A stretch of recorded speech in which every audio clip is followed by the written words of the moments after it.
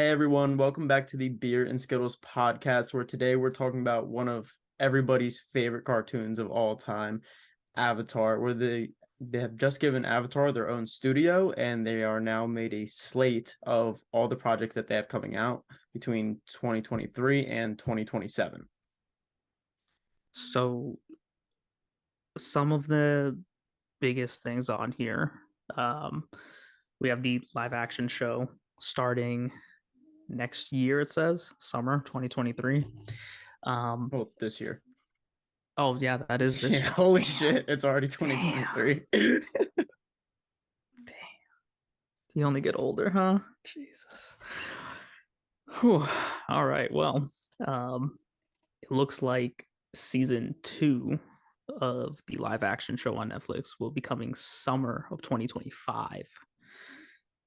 The first animated film coming out of Avatar Studios will be coming in 2025 as well, with that being focused on the original cast as young adults. Uh, Moving into winter of 2025, we're supposed to be getting the first new Avatar post Korra. Um, Which is going to be an earth-bending avatar, as the yep. cycle is. Um, the next thing, 2026, we get a first animated film focused on Zuko. No word on what time period of his life or anything like that. Um, 2026, we're supposed to be getting a spin-off of the series, and 2027, season 3 of the live action. 2027, we might also see another animated series as well as an animated film, which might be about Kyoshi. That's a lot. Yeah, I mean it's a jam-packed slate for a studio that only has one brand to its name. Like it is Avatar Studios, and all they do is Avatar. And to this date, we have only gotten two projects from them in like the past 2 decades. And even that last project was a long time ago. Like I A long couldn't even time ago. remember. Yeah, I couldn't even remember when Korra came out. Um, and now they're just putting out damn near like 2 to 3 projects a year, which is pretty insane again for people that have only done two projects in their entire span of being. But since they were given the chance to get away from Nickelodeon and create their own studios, there's a lot of high hopes for it. Mainly because I mean, you see a lot of series get picked up, and especially in Avatar themselves, we've gotten an Avatar movie. It wasn't great. We don't like to remember it. Our hopes were really high going into it because it's a lot I've of never people's. seen it. You've never seen it? Keep it that way. No, I Keep it that way. refused to see No, it. it's a good And idea. when it came out and like the cast, like I was upset over everything, and I refused to watch it to this day. I have not seen the live action Avatar movie. Well, it's not worth the watch. I got excited for it because it's Avatar. I mean, for most people that grew up around that time period, Avatar's a top five cartoon to them. Even from an unbiased perspective, I think it could be claimed that Avatar is a top five cartoon of all time. I mean, it even gets called the honorary anime because of how the style almost matches up, and it's just so great that even like people want to call it an anime. Uh, so yeah, when a movie was being announced for, like people want to see it no matter what. But it was a huge letdown. But the creators of Avatar were not involved with that. Other people got into the rights to it through Nickelodeon, but now the original creators of Avatar, the cartoon, the comics, graphic novels, etc., are in charge of the entire thing. Like not just their consultants, they are the producers of the Avatar franchise now. Yeah, and I will say so. The prior to Avatar Studios being opened by Paramount, um, Paramount being the parent company of Nickelodeon, the original creators of Avatar: The Last Airbender were attached to the Netflix show. They were doing it. They did leave over creative differences. They are now being the heads of Avatar Studios are working with the Netflix team. It's being said that the there will be new content. There is new lore and everything being added to the canon story of Avatar, and that's coming directly from Avatar Studios for them to add into addition of what we had already seen in the animated series going into the live action. So it's not going to be 100% one for one, scene for scene, which is kind of cool. Yeah, and I think the one thing is just what I liked, they already had the casting, especially for the original Team Avatar, released like a year or more prior. And it looks Yeah. great. And what I love even more about it is that I don't have any big names or names that I really recognize, which is great because it seems like they're going for accuracy. And I think that's paying off for them as it does seem accurate, and they're not going for the appeal of what do people want to see and what's going to attract the attention other than that it is Avatar. Yeah, and I think, I'm really excited to see, and like you said, having these almost unrecognizable younger actors playing these parts. You're not distracted by star power. Um, you're just going in and you're just letting them be Aang and Katara, and you know, um, Yeah, and they even hopefully, have people casted that aren't originally from season one. So as you said, they're taking their own creative liberties and adding to it as they wish they would have as they look back onto the show. So like, Toph is not casted because she can't come in until book two Earth. yep. But Azula is, which could make sense because that is Zuko's sister. So it would make sense if she was present in some way or form. So we could get a possible Azula cameos and whatnot. Or Which again, having so it's gonna be different. flashbacks, flashbacks to Zuko. There's so many flashbacks in that first season of Zuko in the Fire Nation and his exile. Um, Having Azula in the background and being there makes sense. Um, there's so much that makes sense. Even flashbacks that Aang has of the Air Temple, and like people that he knows and had met and stuff in the Air Temple, the nomads that you don't see in the first season because all of those flashbacks are just centered around him and Gyatso. You know what I mean? Like you don't have everything that they've added in addition. Um,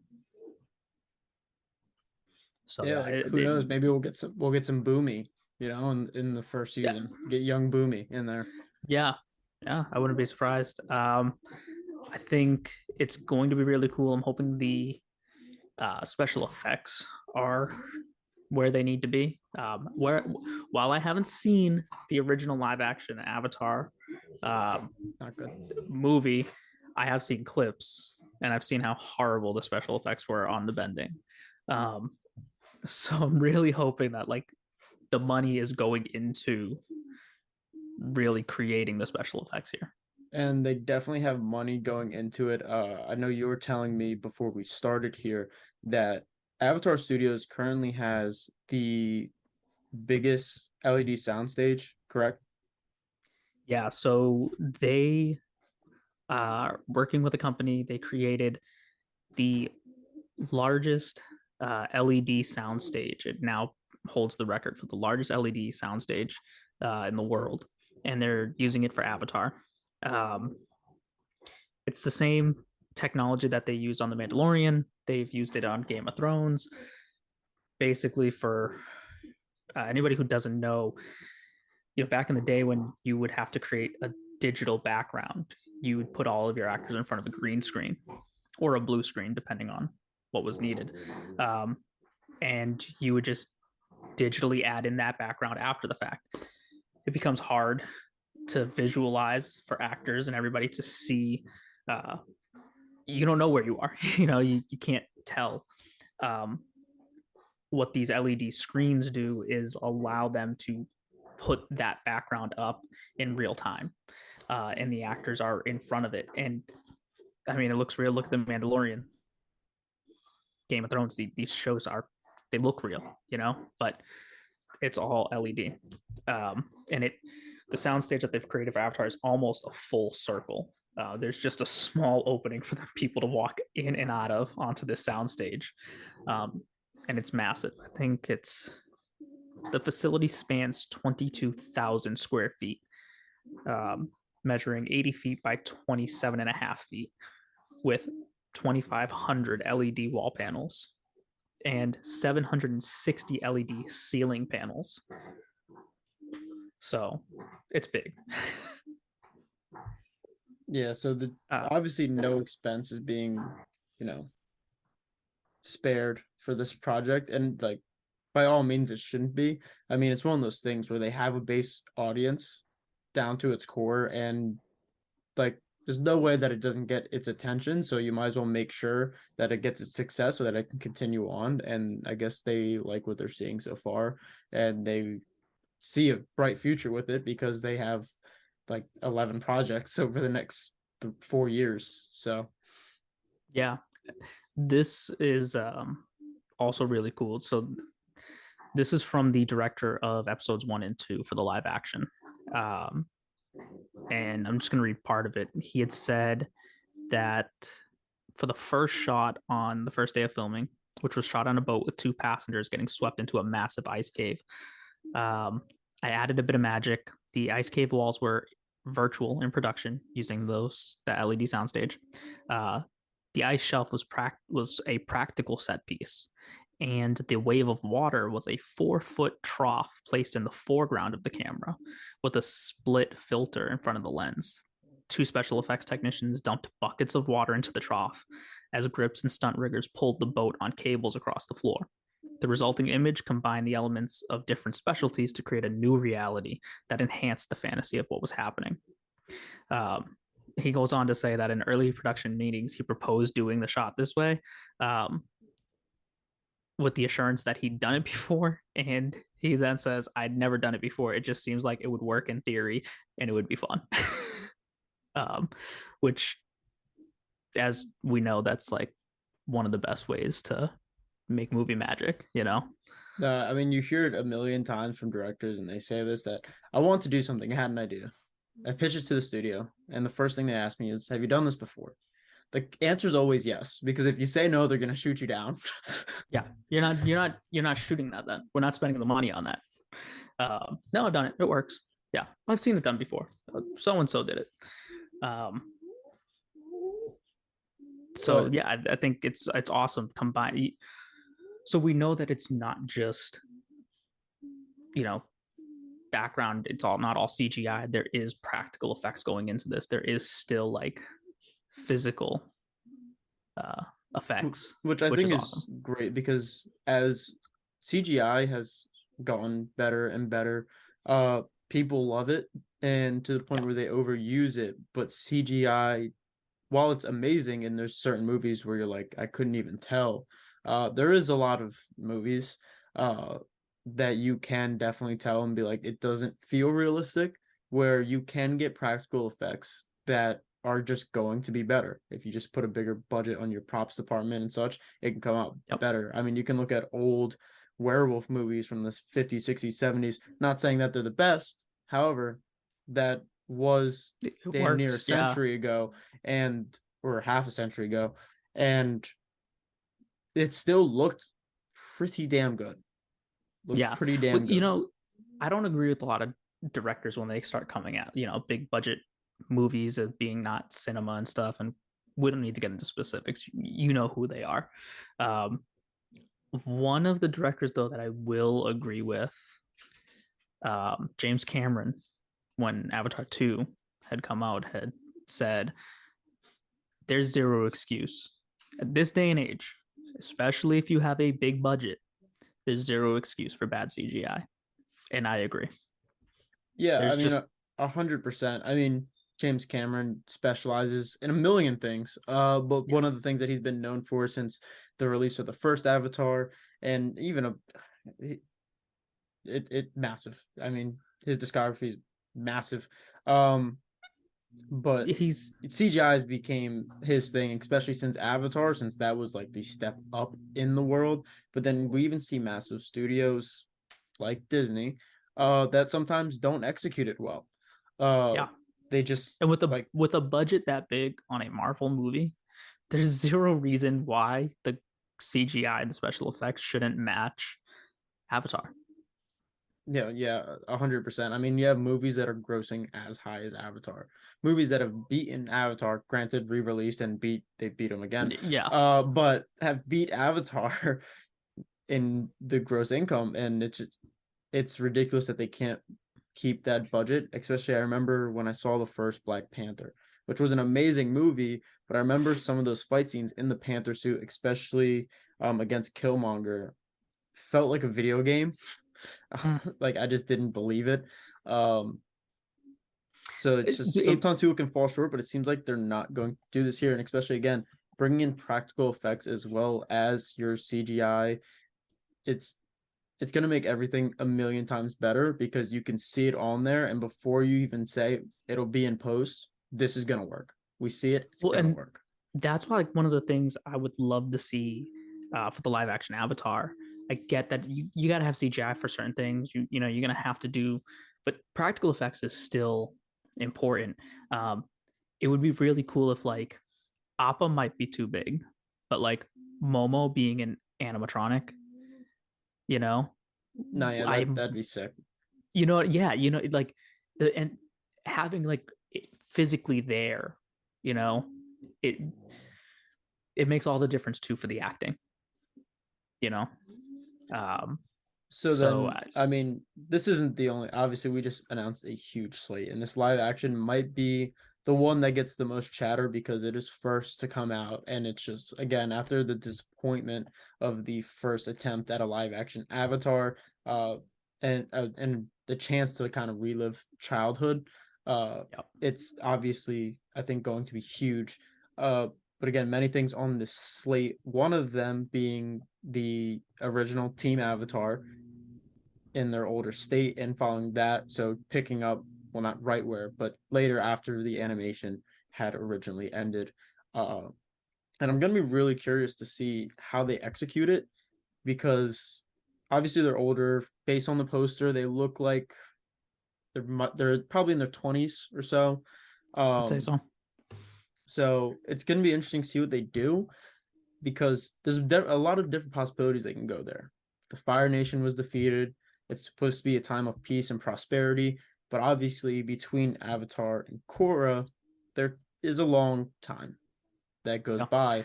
And so was peace and prosperity that fast?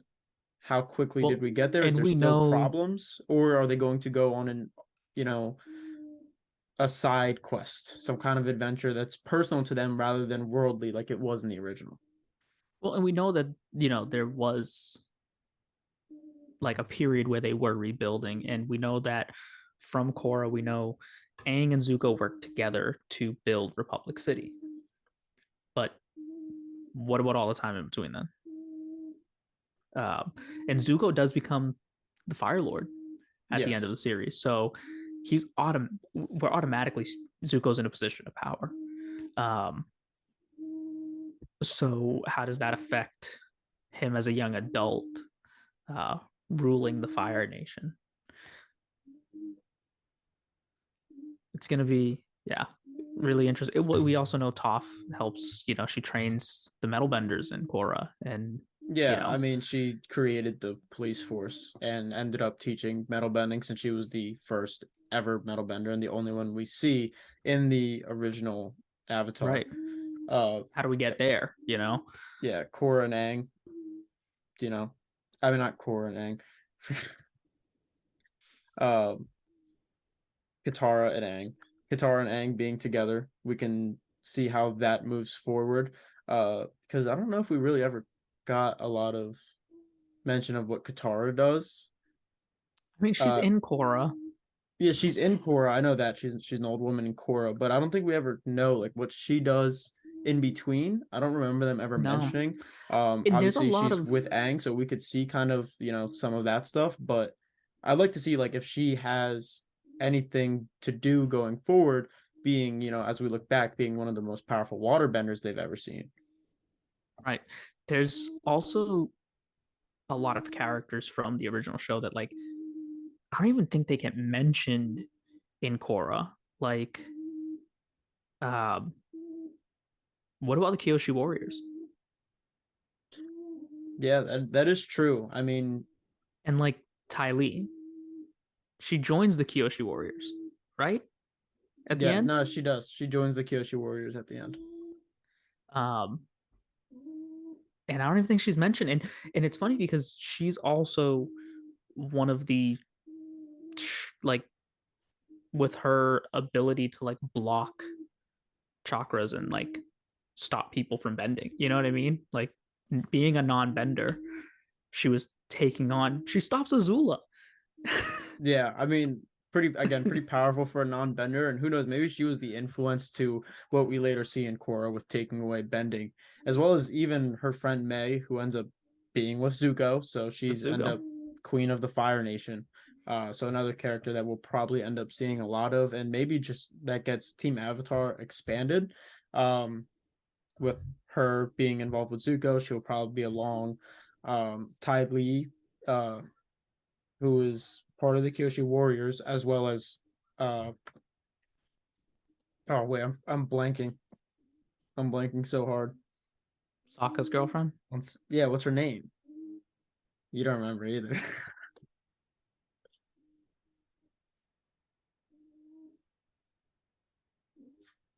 Exactly. But so then she could be a crucial part since she is now a member of the group that Sokka's girlfriend leads. Uh so a lot of more characters that could play roles into the story as well here. I see that Google face going to work right now. Suki? Suki? Suki. Suki. Suki. Yeah, Suki. Oh, and the moon. And the moon. And the moon. See if the moon My comes first back. my first girlfriend turned into the moon. It's rough, bro. uh I will say I'm also super excited for the um sequel to Korra. Um we know it's going to take place after Korra has passed, so it's sometime in the future. And we had already moved into like the steampunk uh, type, diesel punk era of in Korra. So, are we entering the modern day, or even further into the future, like some type of cyberpunk esque uh, background with the next Avatar? Um, I mean, possibly. I mean, it's hard to think. I mean, the amount of time passed between Aang and Korra. Uh, at the end of Last Airbender, they were starting to come up with kind of like steam power and such like that. Mainly because of Sokka and his mentor. Um, creating such inventions, but they were new. I mean, they just invented like hot air balloons and stuff. So like yeah. that's how primitive they were, and like major cities weren't really major cities unless like the Earthbenders built major cities and stuff like that. Well, Just because they had made Earth, and then the Fire Nation had mostly little towns and then just their big empire. But you even see that in like feudal Japan and China and such like I that. could see I could see like Republic City continuing to evolve. Hear me out. Republic City evolving and becoming like a modern day like metropolitan, think New York, Tokyo, um, or even having Republic City having gotten even more advanced because that's where everything was, right? That's where the like top technology was, even like cyberpunkish. But what if other areas of the rest of the world, the other nations, have like regressed into like we get like the Dark Ages where even though everything was advanced, we've now dropped and like things have regressed back to the way they were in the original series. Yeah, Um, and what's also I think going to be interesting is that no matter what, you're definitely going to see I think progress in technology. And the basis of the first season of Korra was benders versus non-benders. As they technology has grown so much that they were able to take on benders now, which they were never able to do before, except for like few, like how you just said, Ty Lee, some master swordsmen and such. Now they were good enough to where they could take on the benders. Obviously, they lost that battle, but 50, 60, 100, however many years later, how much further is technology to where is bending almost obsolete to them? Do they really even care about benders anymore? The other thing is too, with the end of Korra, the spirit world is like completely open. It's even more closely linked with, uh, the the world, their world, and where does that stand with the rise in technology, um, and the spirit realm, and like that connection that they have. What's also super interesting is Korra broke the bond with all of the past avatars. So the new avatar, unless there's Nothing. some kind of lore change, is only going to have Korra to rely on as a, like, going into the avatar state and like getting advice and stuff. It's only Korra.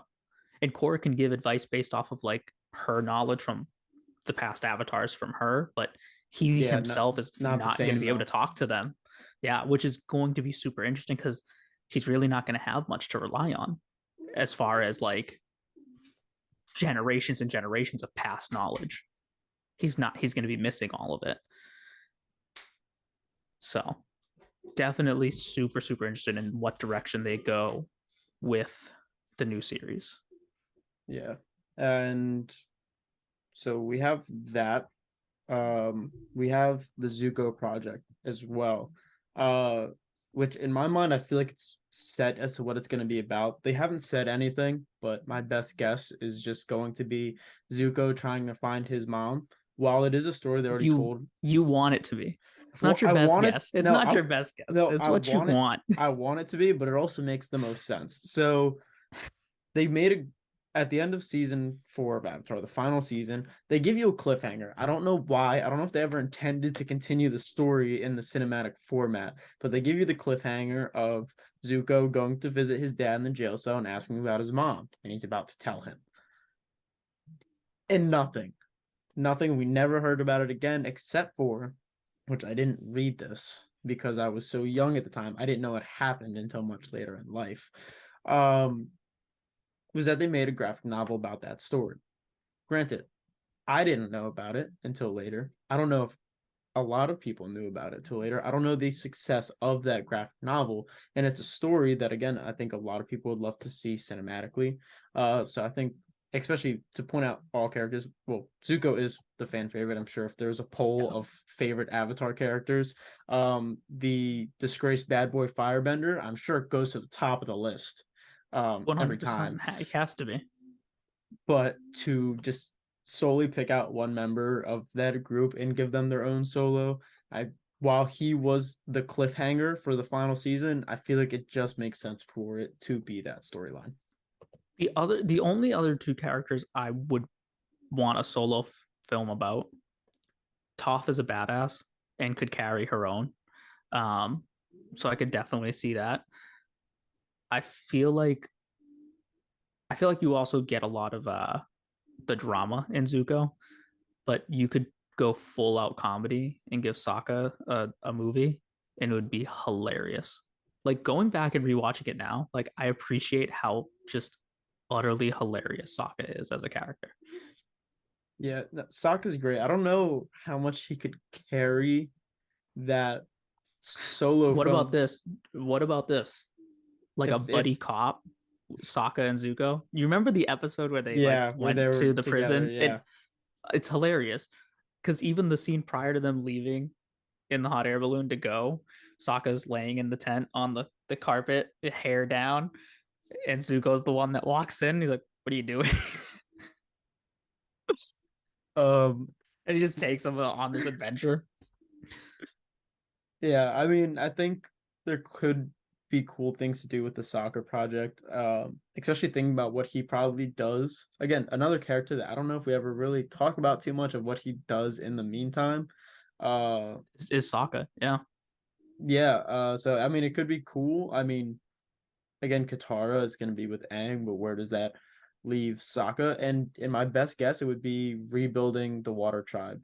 and Probably. rebuilding their army, as his dad was in charge of their military, and then he ended up following in his footsteps at certain parts in the show, and loving the Water Tribe so much, I couldn't see him not going back to do that. So maybe seeing him step up into a leading role in taking charge of the Water Tribe military and trying to be serious around cadets and stuff like that, and seeing his training might be a cool thing. I definitely think there is some untapped potential there.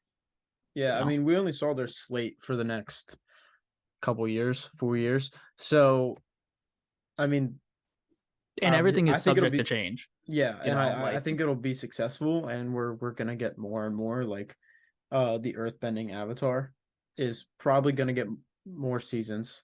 There's no doubt in my mind about that. yeah, Because that's just gonna be something people are gonna want to see. I mean, and we're probably gonna get more spin-offs. Again, they're creating this lore. to really expand this universe. So it'll be super interesting to see where they go and just what they do. And it's the original creators, so I'm on board for absolutely everything that they have to offer. Yeah. So I mean, I think they're gonna have a lot more to go. I'm sure they're definitely gonna revisit Aang more times, as Yeah, so far everybody likes Last but Airbender better also than I Korra. hope I hope they don't go the Star Wars route and they learn that we don't have to be glued to Aang and the original Avatar. Yeah, of course, and I Like think they'll like definitely what do a Star full. Wars knows. Get away from Yeah, Skywalker. get away from Skywalker. We don't need him anymore. Yeah, There's so many great background characters and supporting cast people that you could focus on, but and I think obviously they're gonna like come around full cycle. yeah, After Earth, I'm guessing they're gonna jump another 100 years and go into fire. fire. Maybe then they'll stop. But I don't see them not just doing the full cycle. It would just make too much sense. Yeah. Not to. Yeah. And I mean, who knows? I mean, we have a spin-off series, we have these unannounced ones. Maybe we'll see something with the Sun Warriors, which was only featured in one episode. Yeah, I mean, it'd be cool to see them come back. I mean, we know that they probably have some part, and we might see them in the adult Avatar, because we do know that Zuko has a dragon, and that's where Yeah. the dragons come from. Uh, so I'm sure that they're also going to be a part of it, and we might see Zuko getting his dragon and whatnot. Yeah. Uh, I will say this, the one thing I do really want from the sequel series, I want one main villain. Not that I had a problem with Korra. Every season had its own villain. They were kind of self-contained, but having one overarching villain like you had in the original series with mhm. Fire Lord, I think that might be like I want that. Which, there can be, I think, subplot villains, because Yeah, 100%. it's gonna be hard to kind of follow that same storyline after what had Yeah, all happened and Aang restored and all of that. But yeah, no, definitely, I think overarching villain, because it's that anticipation. I'm yeah, waiting. I'm waiting. I want this. I doubt. I mean, they could start the next Avatar with as young as learning all the elements, not like how they did with Korra, where she knew everything but air, and that's how they broke up their or seasons. I doubt they'll do that again, but maybe the villain grows with the new Avatar. Like maybe we see that progression of him becoming the Avatar and him becoming the villain, and in the end, we get our final battle. You know what I mean? And it's been a progression of him becoming this big bad while oh he yeah, I mean, becomes. that's probably a storyline that they just haven't tapped into yet. Well, I Yeah, mean, kind of. With Zuko's, what is it, great grandfather, where who Roku, the Avatar. yeah, Roku, where Roku and the Fire Lord were best friends growing Yeah, up, and then became the yeah, mortal enemies.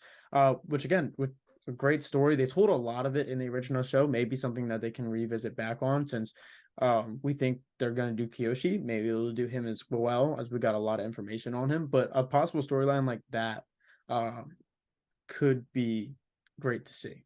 And I think one yeah. thing that everybody thinks about is how there's only one Avatar, but maybe the possibility of, since Korra broke it off, you might have gotten an anti-Avatar, somebody that comes in that also has the abilities. I think it's passed through everybody's mind at some point that what if there was I've two seen avatars showing off I've seen against each interesting other? theories too. What if the Avatar was like twins?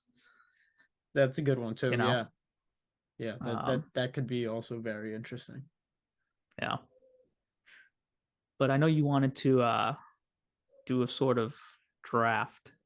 Yeah. We talked about. We've, drafts have been pretty popular lately, and it's something we want to do more of because it's kind of things that we'll do in our free time anyway, but we haven't been able to put it on camera yet because we just haven't thought to. And originally we're just gonna kind of do a bender's draft, but we have a perfect opportunity where there is pro bending in Korra. So if we were to draft our own pro bending team, who would we pick? And for those of you guys that'll be watching this on other social platforms like YouTube, TikTok, whatever, love to see your comments to see who you think wins this pro Yeah, bending I, battle. I'm not going to argue with you. I'm going to leave it up to other people to decide why my team is going to win. Um, and that'll just, I don't have to do none of the fighting. Um, but for those that don't know, pro bending, so that's 3 characters each. And we did make the executive decision beforehand. No one is allowed to choose an avatar. Yeah, because then we could just stack up all the avatars Stacked. we know, and it's like, who really wins? I mean, because then your first picks are going to be Kyoshi and Aang, Yeah. and those two powerhouses against each other plus everyone else. It's just death. It's just death. That's what it is. Death to everybody. All right. You ready to roll the dice? See who goes first? Yep. All right, I'll roll mine first. Highest wins. Hey Siri, roll a d20. Mine said 9. I'm not happy. Hey Siri, roll a d20. Roll a d20. I got 6. So We both you have, suck. well, at least you're better than me. Uh, I you get first pick. have first pick. So just to repeat for anybody that's going to reach the clip, we are doing a pro benders draft 3v3 pro bending tournament. Right, you have first pick. Real quick, because I just remembered one of the rules of pro bending. You couldn't repeat element type. Are we keeping that, or do you want to just pick 3? I'm also going to tell you that if you do, you probably have a lesser chance. Using the different elements and their weaknesses is probably key. It's probably better off for you. Yeah. All right. First pick, I'm going with Toph. You're going with Toph? 100%. The creator of metal bending? Yeah. 100%. Here's the thing though, the pro bending arenas didn't include metal, which is why my first pick is going to go with, I think, the best earth bender, pure earth bender of all time, Boomy. You can't go against Boomy. In his Toph decrepit, is a little demon child. I don't care. Child. In his decrepit age, he took down an entire city in a few minutes. That's true. There is no Warren Bossing say. My second pick, if we're going for just all out power, and I don't need nothing fancy around, I'm going Azula. Somebody with no remorse, somebody who will do whatever it takes to win. Absolutely just power. You see, Azula. You're fucking up. No. Because you're going for all the old people. I already know who you're going to pick. I already know. Because I can see it in your eyes. All I'm going to do is I'm just going to counter you, and you're going for the weaker counterpart to my people, and it just has to be Ozai. It's what? Said. Oh no, you didn't go where I thought you were going. Nope. You made the wrong choice. It's even stated in the show. Ozai is the strongest firebender we've ever seen. No way. There's somebody better. And I know pick him. I know you're thinking of Iroh. 100%. I'm thinking of Iroh. Do you remember? I'm not. Do you remember when Iroh went to jail? I know, jacked. No reason, jacked. Jacked. But I'm. Jacked. How do you get tall? I don't know. That's what I want to know. That's what I want to I know. need to learn that. All right. I Pick your need last his person. workout plan. I need his workout plan.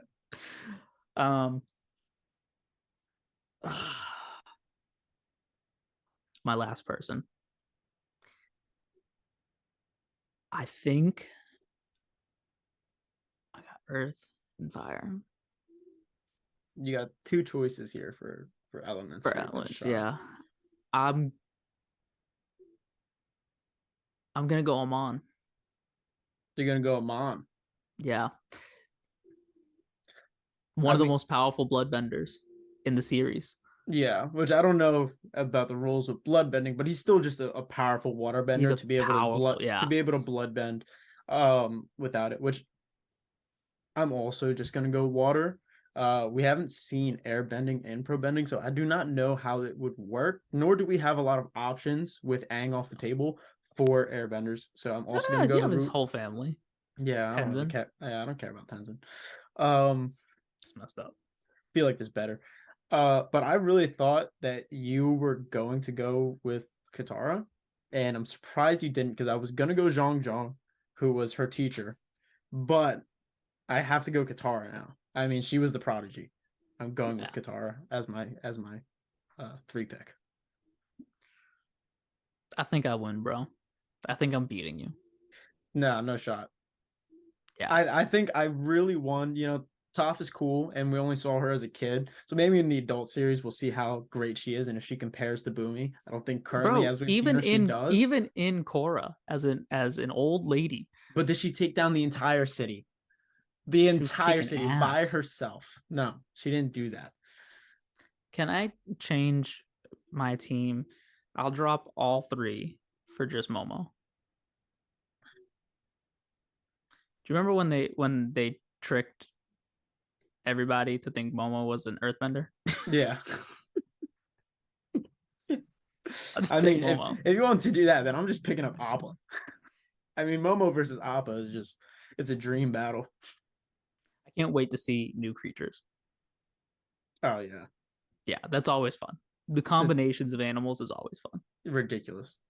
It's ridiculous. I can't wait to see Plus, them in live action. also you can't forget Appa is probably the most important character of the show. I mean, while Aang was off on his journey, his best friend from childhood, Boomy, something's missing. Someone very important. Where's Momo? Where's Momo?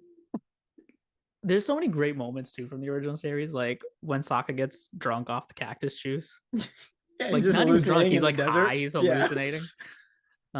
But also, you're right, Appa is so important and he's so integral because remember season 2 going to the Oh, library in the desert when dude. Appa, bro, I there forget, I are think it's only called just Where's Appa is the name of the episode or something like that.